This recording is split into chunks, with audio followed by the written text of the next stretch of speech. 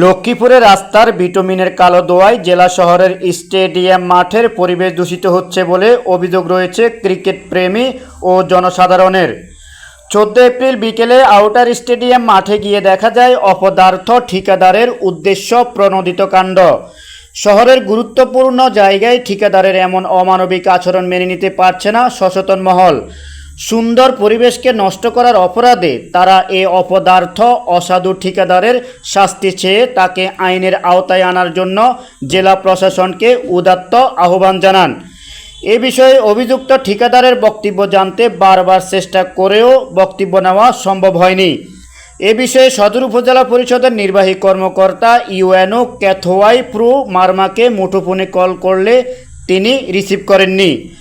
এ বিষয়ে জানতে জেলা প্রশাসক এস.এম. মেহেদী হাসানকে মুঠোফোনে একাধিকবার কল করলেও তিনিও রিসিভ করেননি।